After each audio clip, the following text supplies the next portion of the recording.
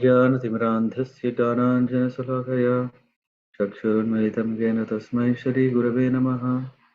श्रीचैतन्यमनोभीष्टं स्थापितं येन भूतले स्वयं रूपा कदा मह्यं ददति स्वपदान्तिकं। वन्देऽहं श्रीगुरो श्रीयुतापदकमलान् श्रीगुरून् वैष्णवांश्च श्रीरूपं साग्रजातां सहगणरघुनाथान्वितं साद्वैतं सावधूतं परिजनसहितं कृष्ण चैतन्यदेवं श्रीराधाकृष्णपादान् सहगणललिता श्रीविशाखान्वितंश्च। ॐ विष्णुपादाय कृष्णप्रस्थाय भूतले श्रीमते भक्तिवेदान्त स्वामिनिति नाम्ने नमस्ते सारस्वते देवे गौरवाणी प्रचारिणे निर्विशेषशून्यवादी पाश्चात्यदेशतारिणे। जय श्री कृष्ण चैतन्य प्रभु नित्यानंद श्री अद्वैत गदाधर श्रीवासादि गौरभक्तवृंद। हरे कृष्ण कृष्ण कृष्ण हरे हरे, हरे Ram Ram Ram Hare Hare. Reading from Prabhupāda-līlāmṛta Volume 1, Chapter 34, continuing. Modern society's missing point, Prabhupada said, was an understanding of purpose of human life. They do not know what is the next life. And he said there is no department of knowledge or scientific department to study what is there after finishing this body. Professor Kotovsky objected politely, completely. Swamiji, he said, what when the body dies, the owner also dies? Prabhupada marked his reply. No, Prabhupada quickly replied, this fact you must know. Why is there no department of knowledge in the university to study this fact scientifically? That is my proposition. That department is lacking. It may be as you say, it may be as I say, but there must be a department of knowledge. Now, recently, a cardiologist, a doctor in Montreal and Toronto has accepted that there is a soul. I had some correspondence with him. He strongly believes that there is a soul. Prabhupada continued to build his argument. We accept knowledge from authority. The professor countered that everything has to be accepted on the basis of empirical evidence. But then in mid-sentence, he stopped arguing and inquired, have you many branches of your society in the world? Prabhupada began speaking about ISKCON, with its 65 branches all over the world, and of how he was going next to Paris, where his disciples had recently acquired a new center, and of how the American boys and girls especially were joining his movement. He told of the 4 prohibitive rules: no meat eating, no illicit sex, no intoxication, and no gambling, and of the books he had published. As Prabhupada described the workings of his movement, Professor Kotovsky nodded approvingly. When Prabhupada returned to the comparing Krishna consciousness to communism, he concluded that the two philosophies were in agreement, and both stressed surrender to an authority. The devotee surrenders to Krishna and communist to Lenin. Prabhupada. Our life is by surrender, is it not? Do you disagree with this point? Kotovsky. To some extent you surrender. Prabhupada. Yes, to the full extent. Kotovsky. You have to surrender to the society, for instance, the whole people. Prabhupada, yes, to the whole people or to the state or king or government or whatever you say, the surrender must be there. It may be different. Kodoskin. The only difficulty is we cannot have surrender to government or to a king. The principal difference is of surrender to a king, who is a single person, or to the whole society. Prabhupada, no, that is a change of color only. But the surrender is there. The principle of surrender is there. Whether you surrender to monarchy, democracy, aristocracy, or dictatorship, you have to surrender. That is a fact. Without surrender, there is no life. It is not possible. So we are educating persons to surrender to the Supreme, wherefrom you get all protection. Just like Krishna says, Sarva Dharma Parijnancha. So surrender is there. No one can say, no, I am not surrendered to anyone. The difference is where he surrenders, and the ultimate surrendering object is Krishna. Therefore, in Bhagavad Gita it is said, Bahunam Janmanam Ante Jnanavan Mam Prapadyate. After surrendering to so many things, birth after birth, when one is factually wise, he surrenders unto me. Professor Kotovsky agreed. But surrender has to be accompanied by revolution, he said. The French Revolution, for example, was a revolt against one kind of surrender, and yet the revolution itself was another surrender to the people. So it is not enough to come full stop. The professor argued. Surrender is to be accompanied with revolt against surrender to other people. Prabhupada, yes, the surrender will be full stop when it is surrender to Krishna. That is full stop. No more surrender. Other surrender you have to change by revolution. But when you come to Krishna, then it is sufficient. You are satisfied. Just like I give you one example. A child is crying and people change laps. Oh, it has not stopped. But as soon as the baby comes to the lap of its mother, Kotovsky, it stops. Prabhupada, yes, full satisfaction. So this surrender, the changes will go on in different categories. The sum total of all these surrenders is surrender to Maya, material illusion. But the final surrender is to Krishna, and then you will be happy. After only 3 days, Prabhupada's mission in Moscow seemed finished. The meeting with Professor Kotovsky over what was left. The government would allow nothing else. It had not allowed him to bring in books, and now he had been refused the opportunity to speak publicly. Foreigners were not to talk with the Russians. He could go nowhere unless on an accompanied tour. So, with no preaching and no prospects, he stayed in his cramped room, taking his massage, bathing, accepting whatever food Shamananda could gather and cook, dictating a few letters, chanting Hare Krishna, and translating Srimad Bhagavatam.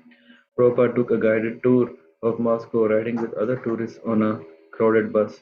He saw elderly Russians going to church, armed guards stationed at the door. He soon tired of the tour, however, and the tour guide got him a taxi and instructed the driver to return him to the Hotel National. Shyamasundara continued to spend most of his day looking for fresh food. Hearing that oranges were available at a certain market across towns, he set out across the city. With his shaved head and his white dhoti and kurta, he drew stares from everyone he passed. And as he was returning after dark, uniformed men wearing red armbands accosted him, taking him to a local deviant. Grabbing him, they pinned his arms behind his back and shouted at him in Russian. Shyamsundara caught the word document, document, uh, passport. He replied, document, hotel, hotel. Realizing Shyamsundar was a tourist, the officers released him and he returned to the hotel and informed Prabhupada of what has taken place. There is no hope in Russia without Krishna consciousness, Prabhupada said. Once Shyamsundar was standing in line at the yogurt store when a man behind him asked him about yoga. I really want to talk with you, the man said, and he gave Shyamsundar his name and address and a time they could safely meet. When Shyamsundar told Prabhupada, said, no, he is a policeman, don't go. One day, two young men, one the son of an Indian diplomat, loitering near a regimented routine of city traffic, a tall young man with a shaved head, a long reddish ponytail, and flowing white robes approached. It was Shyamasundara. Familiar with Shyamsundar, the son of Indian diplomat, stopped him. Shyamsundar smiled, Hare Krishna, brother, and he began talking with the Indian, whose name was Narayana. The Russian, Ivan, knew a little English and followed the conversation as closely as he could. The talk grew serious. Why don't you come up and meet my spiritual master? Shyamsundar asked. Honored, the boys immediately accompanied Shyamsundar to Hotel National. When they arrived, they found Prabhupada seated on his bed, aglow and smiling, Aravinda massaging his feet. Shyamsundara entered, offering obeisances before Prabhupada. Ivan was completely fascinated. Come on, Prabhupada said, and the three of them sat at Prabhupada's feet. Turning first to Narayana, Prabhupada asked his name and his father's occupation. Narayana liked Prabhupada and offered to bring him green vegetables. His father, being highly placed at the Indian embassy, had produce flown in from India. Ivan was interested even more than his Indian friend, and Prabhupada began explaining to him the philosophy of Krishna consciousness, while Narayana helped by translating. Ivan inquired with respect and awe, and Prabhupada answered his questions, teaching as much basic information about Krishna consciousness as was possible in one sitting. Prabhupada explained the difference between the spirit soul and the body and described the soul's eternal relationship with Krishna, the Supreme Personality of Godhead. He spoke of Bhagavad Gita, of his network of temples around the world, and of his young men and women disciples, all practicing Bhakti Yoga. Prabhupada mentioned his desire to preach in Russia, which was a great field for Krishna consciousness because the people were open minded and hadn't been polluted by sense gratification. He wanted to introduce Krishna conscious literature in Russia through a library or a reading room or in whatever way possible. Krishna consciousness philosophy, he said, should be taught to Russia's most intelligent people. But because of government restrictions, it would have to be done discreetly. Devotees would not be able to sing and dance in the streets, but they could chant quietly together in someone's home. Prabhupada then began singing very quietly, leading the boys in kirtan. Ivan's taking to Krishna was like a hungry man's eating a meal. After several hours, however, he and his friend had to go. They would return next day. Shamsundar began spending time with Ivan and Narayan. Ivan, a student of Oriental philosophy, was a very intelligent and eager to know what was going on in the outside world. He was fond of Beatles, and Prabhupada told him of his association with George Harrison and John Lennon. Ivan and Shamasundara had long talks about the ambition and hopes of young people outside Russia, and Shamsundara explained to him how Krishna consciousness was the topmost of all spiritual paths. Shamsundara also taught him basic principles of Bhakti Yoga, such as chanting the prescribed 16 rounds of japa, and gave him his own copy of Bhagavad Gita as it is. Prabhupada showed Ivan how to prepare chapatis and rice and asked him to give up eating meat. Joyfully, Ivan accepted the chanting, the new way of eating everything. Ivan was being trained so that after Prabhupada left, Ivan could continue on his own. Ivan would be able to feel himself changing and advancing in spiritual life, and after practicing for some time, he could be initiated. Ivan said he would tell his friends about Krishna consciousness. With only 2 days left in Moscow, Prabhupada taught Ivan as much as he could. In this young Russian's eagerness and intelligence, Prabhupada found the real purpose of his visit to Russia. Prabhupada gave the analogy that when cooking rice, the cook need test only one grain to determine whether the whole pot of rice is done. Similarly, by talking with this one Russian youth, Prabhupada could tell that the Russian people were not satisfied in their so-called ideal land of Marxism, just as Ivan was keenly receptive to Krishna consciousness, millions of other Russians would be also. Janaki Pandit says that one blooming flower can refresh a whole forest, and that a forest and a single tree can burn the whole forest. From the Marxist point of view, Ivan was the fire that would spread Krishna consciousness to others, thus defeating the communist ideology. And from Prabhupada's point of view, he was the aromatic flower that would lend its fragrance to many others. Prabhupada's visit to Russia was no obscure interlude, but had become an occasion for planting the seed of Krishna consciousness in a destitute land. Srila Prabhupada had brought the movement of Chaitanya Mahaprabhu, Lord Chaitanya, to yet another country. Chaitanya Mahaprabhu himself had predicted that the Sankirtan movement would go to every town and village, yet for hundreds of years that prediction had remained unfulfilled. Prabhupada, however, in the few years since his first trip to America in 1965, had again and again planted Lord Chaitanya's message in one unlikely place after another. And of all places, this was perhaps the most unlikely. During a brief government supervised visit to Moscow, he had planted the seed of Krishna consciousness within the Soviet Union. He was like the needle, and everyone and everything connected with him was like the thread that would follow. Professor Kotovsky had remarked that Prabhupada's stay in an old-fashioned hotel would not prove very interesting. But Prabhupada, unknown to Professor Kotovsky, was transcendental to Moscow or any other place in the material world. Prabhupada had come to this place, and Krishna had sent a sincere soul to him to receive the gift of Krishna consciousness. This had happened not by devious espionage against the Soviet government, but by the presence of Krishna's pure devotee and his natural desire to satisfy Krishna by preaching. In response to Prabhupada's pure desire, Krishna had sent one boy, and from that one boy the desire would spread to others. Nothing, not even an iron curtain, could stop Krishna consciousness. The soul's natural function was to serve Krishna, and Krishna's natural will was to satisfy the desires of pure desires of his devotees. In a farewell letter to Professor Kotovsky, Prabhupada tried to encourage further correspondence. You wanted to see the manuscripts of my lectures, therefore I am sending herewith an introduction to the lectures, and if you so desire, I shall be glad to send essays on these subjects. Vedic conceptions of socialism and communism, scientific values of classless society, knowledge by authoritative tradition. In a letter to Tamal Krishna Prabhupada summed up his Moscow visit. The city is well planned. There are big houses and roads, and at daytime the streets are busy with buses, cars, and underground trains, which are far better than American or English. The underground streets are very neat and clean. The surface streets are also daily washed.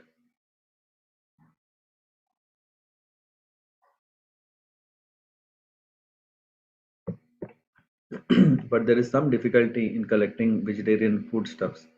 Still, we are cooking our meals by the cooker, which has saved our lives. We talked with one big professor, Mr. Kotovsky, and Sham Sundar talked with many great writers and musicians. Two boys are working with us, one Indian and one Russian, so there is good prospect of opening a center, although the atmosphere is not very good. The embassy was no help, so our visit to Moscow was not so successful, but for the future it is hopeful. Tomorrow I go to Paris for one day and then to San Francisco, Rath Yatra, and then I shall come back to London. Paris, June 25, 1971. Srila Prabhupada was lying on the couch in the conference room of Indian Tourist Office, having just come from Orly Airport. Two disciples, Aradhana and his wife, Shantanu, had come with him in the taxi and were the only others in the room. Since there was to be a press conference later, Prabhupada said he wanted to rest and he closed his eyes. At the airport, Paris immigration officials had detained Prabhupada while some 30 European devotees, none of whom had ever met him, had waited anxiously. They had glimpsed him as he had walked from the plane to the terminal building, and they had watched him carrying his sannyas danda with umbrella strapped to it. He had waved to them, holding up his bead bag, but then he had been kept from them just beyond a thin wall until finally, after 2 hours, Paris immigration had allowed him through. The Paris devotees had not arranged a car for Prabhupada, so when he had asked for one, several devotees had run off to hail a taxi. When the taxi had arrived, Prabhupada, along with Aradhana and Shantanu, had started for the Indian Tourist Office, leaving the others to join him later. After a brief rest, Prabhupada opened his eyes and saw Aradhana, Shantanu, and Shyamsundara in the room. The other devotees and the press would be arriving soon. As Prabhupada sat, Shantanu offered him some mango and said, Prabhupada smiled. Yogeshwara, I sat outside the door to Prabhupada's room, eating the peel of mango Prabhupada had eaten. My heart was pounding, and I had no idea what it was going to be like after having been initiated for an year and a half and having never met my spiritual master personally. But now knowing that he was just behind that door. Then Shyamsundar opened the door and peered out and saw me sitting there. He stuck his head back inside the door and said, There's a devotee here. Shall I let him in now? Srila Prabhupada? I peeked around the door, and Srila Prabhupada, who had been lying down on the couch, was now sitting up with his hand on his knee very solidly with a royal, majestic look. He responded to Shyamsundar's questions by motioning with his hand that we could all come in. It was the first perfect thing I had ever seen in my life, that one gesture. So I came in and immediately fell flat on the floor, and then I understood that now I am with my spiritual master.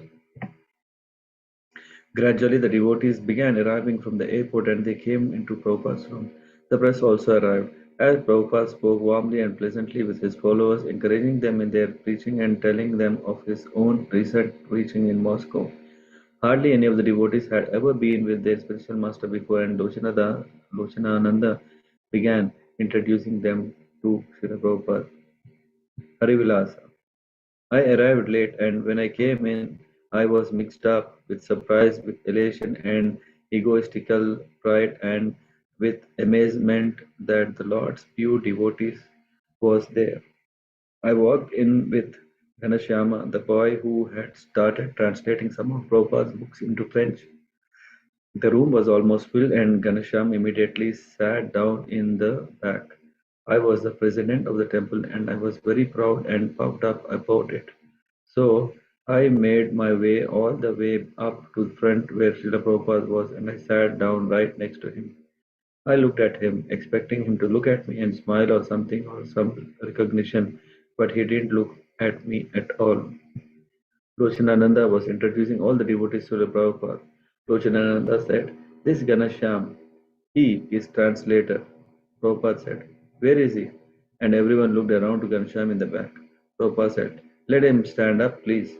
Ganashyam stood, and Prabhupada looked at him and smiled and said, "Oh, thank you very much." Right then I felt a little funny. I sat there wondering, what have I done? I have walked all the way up to the front and I am expecting so much recognition. Then Lochanananda said, "This is Hari Vilasa. He is the president of the temple." Prabhupada didn't even look at me, and I knew, yes, I had made a big mistake. I began to realize this is my spiritual master, because immediately he had acted in such a way as to point out a great fault in me. Reporters began their questioning, and Prabhupada patiently answered them, taking advantage of their sometimes superficial questions to elaborate on philosophy of Krishna consciousness and explain the Krishna consciousness movement. The conference ran 1 hour. As Prabhupada left the Indian tourist office, he found that there was no car to take him to the temple. While several devotees ran around trying to find a taxi, Prabhupada waited, standing before a sidewalk cave. Thinking that Prabhupada must be tired from the rigorous press conference and his long flight from Moscow, one of the devotees asked, "Srila Prabhupada, would you like to sit here for a minute?" And the devotee pulled one of the cave's chair out away from its table. "What is this place?" Prabhupada asked. "This is a sidewalk cave," the devotee replied. "What do people do here? Do they smoke and drink?" "Yes, Srila Prabhupada, it's a cave. They serve alcoholic beverage." "No," Prabhupada replied. "Guru cannot sit in such a place." When Prabhupada reached the temple, he bathed and took prasad. The next day he was scheduled to leave for Los Angeles, and his one day in Paris was filled with outside engagements. He rested and again went out to preach. The devotees had rented the Olympia Theatre, a large auditorium meant to seat more than 2,000, but because the devotees had advertised Prabhupada's lecture only 2 days in advance, only 40 people attended. Prabhupada was undaunted and he lectured and held kirtan. Afterward, he went to a television studio for an interview. By the time Prabhupada returned to the temple, it was 1 in the morning. Shamsundar told the devotees who had all accompanied Prabhupada during the day that they should rest a full 6 hours before rising. But the next morning, Prabhupada rose as usual at 5 o'clock, and he was demanding to know why there was no Mangalarti. He sent his servant to wake up the devotees, and as the devotees were hurrying to the temple room to begin their morning worship, Prabhupada was going out on his morning walk. Accompanying Prabhupada on his walk were Shyamasundara, Arabinda, and the Paris temple president Hari Vilas. The spring morning was sunny, and Prabhupada walking with his cane appeared noble. Shyamasundara, Prabhupada asked, "Why are all the householders in Maya?" When Shyamasundara couldn't reply, Prabhupada said, "That's all right, that is their position, to be in Maya." He said that when we had gone to America, his plans had been to make sannyasis, but when he saw free mixing of sexes in the West, he had decided to let his disciples first get married and have a child, and then the wife could go to Vrindavan with the child and the husband could take sannyas. Prabhupada laughed. Man became entangled by his family, he said, by his home, by his bank account, his animals, and so many other attachments. Near the end of his walk, Prabhupada spoke specifically of Paris. Three things are prominent here. He said, wine, women, and money. What do you think, Hari Vilas? Is this a fact? Hari Vilas replied, yes, Prabhupada, this is definitely a fact. Wine, women, and money. Prabhupada said that although these attachments were very strong, the Krishna consciousness movement could overcome their influences. Prabhupada said that the houses in Paris suburb, with their attractive fenced-in yards, were excellent, but everything was being wasted for sense gratification. Although a French gentleman may have such a first-class house, garden, wife, bank account, and car, he has no spiritual knowledge.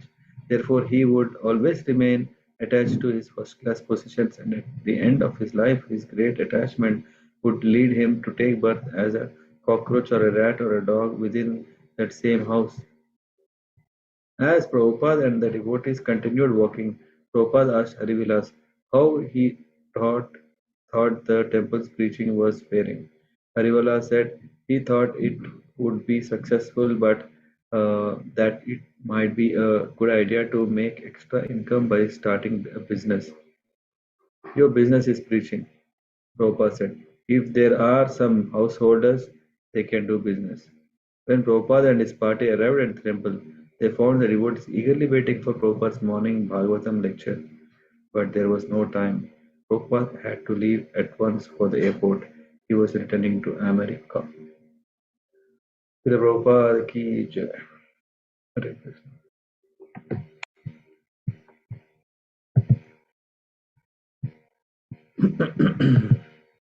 Hare Krishna. Hare Krishna Prabhuji. Yes, Thank you Mataji. Prabhuji once Hare again Krishna. for this Hare nice Krishna. Prabhupada-līlāmṛta. So we can meditate more on how Prabhupada's journey is going on. I especially like the part how in Russia he maintained his calm, patience, and was seeing in that limited scope what can be done, and was hopeful. Although he know that at that duration nothing big was achieved, but he was certain that. And I also like that part when uh, he told Sham Sundar, please don't go. They are police. They'll trap you. So yeah. So that to foresee that intelligently, maybe one may, in eagerness to propagate the mission, one may go. But master who knows how to take the decision rightly. It was due to Prabhupada, maybe he got saved, or must have been trapped. Yeah, yeah. So at least with this, we can get a glimpse of how was Russia before Soviet Union domination with communism. Um, yeah, I mean, it was a disguise. Huh? In the form of a disguise, one class of men are enjoying all the comforts and making everyone equal and saying, "Hey, we all work." Yeah. So I don't remember when, but I think in 2001 or two, I saw a very old movie from 1960 or so when communism and everything was at uh, famous all over the world with Lenin, Marxist, all those things. But ultimately, people were still enjoying. People who are in charge of maintaining communism, they are still the leaders, right? So they were able to enjoy. They didn't have to earn, but because the government is paying, they're enjoying not by working. So here we see from this episode that Prabhupada sees that um, the positive of it. Usually we may think, okay, communism ideologies are different. They don't believe in God, so we don't preach them. But Prabhupada, he spent time to see that, okay, the youth, there are people who want to become devotees. That's so nice. I think even in our preaching projects also, we should always have this openness that, yeah, something will be there. So many ideas and ideologies are there which are stopping. But even in this ground also, there might be some people who really can appreciate Krishna consciousness. It is only that we have to have this contact, connection, give time, reach, and yeah, they like it. Yes, Prabhuji. Thank you. Yeah, thank you. I think this Ghanshyam Prabhu, there is one Ghanshyam Prabhu who became um Bhakti Tirtha Maharaj. I don't know which Ghanshyam Prabhu is here in this context that came. Let me check. Prabhuji, but Bhakti Tirth Maharaj from US na, and he was translating literature in French. So it is the same one you say? No, I think it is different because yeah, I am thinking like that. I'm not sure. Because usually French, yeah, blacks they also are many in Paris, yeah, from Cameroon and some other countries. So I'm just Maybe. could be because here we see that he's quite excited, right? He's translating the Right. books. And actually, I'm also excited to see if Ivan also eventually became some Prabhu and Yeah, took off. Yeah, I further think maybe. Ratikeli Mataji is making a list of names who has become what. So we will see. I hope you are still doing that. But yeah, we'll let know. Nice. Anyone else want to share anything?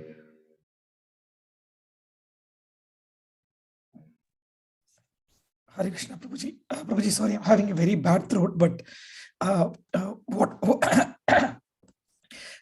there is a line where they say where he kind of says that in Paris it's all about wine, women, and money, and I think it's less than 24 hours Prabhupada was there, and the observation power, his sharpness was absolutely impressive, Prabhuji. The way he connects the dots, and that was very impressive. Yeah. Yeah. So where it came when he was mentioning about this part, right? Yeah, because he's opening up a very important topic about this part. He said that when he had gone to America, his plans had to be make sannyasis. But when he saw free mixing of sexes in the West, he decided to. So this is general, and in that context, he's saying. I think he's not mentioning only about um, Paris. Okay. Yeah. So he's saying that, and then near the end of his work, then Prabhupada spoke specifically of Paris. Three things are prominent here: wine, women, money. What do you think? Yeah. So, so at a generalized way, yeah, this is a issue, and he's also kind of saying, yeah, isn't it the case also with Paris? So Paris won't be an exception. Okay. That's fine, Prabhuji. Yeah.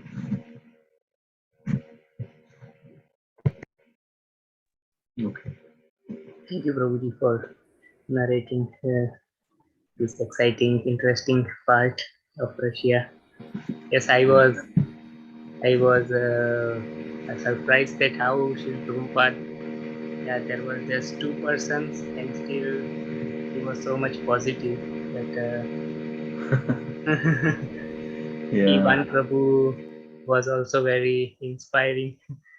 Yeah. Yeah. I mean, I see two things, right? So one thing is the austerities that they were taking no food, proper food. Last week we read, and this week also we read that no sufficient food, and still Prabhupada and Shyam Prabhu, they manage, and as soon as they see some opportunity of preaching, they made full benefit of it, even the last 2 days. Until then, yeah. So I see that Prabhupada really tried to push very hard to convince Professor Kotovsky, and yeah, he understands, but he understands also he's under what? He's under communism. Huh? He may appreciate that universities should have this kind of open or knowledge, but what can he do in communism? He's part of it. Yes, Prabhuji. So So he he was couldn't. not allowed, Prabhuji, to have open speak. Yeah, it's only a kind of knowledge or religion, but because being a professor of kind of interfaith or religious understandings of different religions, he can, but there is also this limits. He can't go and preach. Just like in Japan also, if you see in when we were reading before about Japan and also now in Moscow or Russia, we see that the preaching is kind of completely controlled. Yeah, it's not like okay in the US where you can just start doing whatever you want and then sitting under a tree and doing kirtans. Yeah, so this is not Japan and Russia completely under control of the rulers. Yes,